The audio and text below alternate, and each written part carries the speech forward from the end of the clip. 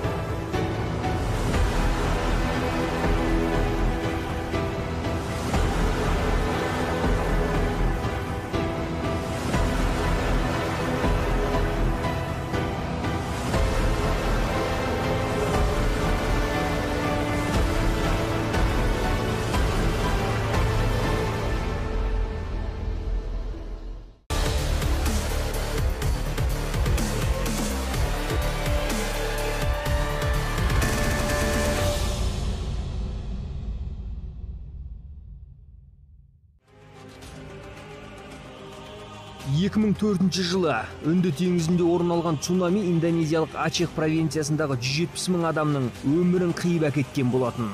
Табиғаттың тосын бұл суынан қаншама жазықсыз жандар көз жұмып, талай балалар әке-шешесіз жетім қалды. Амал қанша, тілсіз жау табан асты екенін ұмытпайық.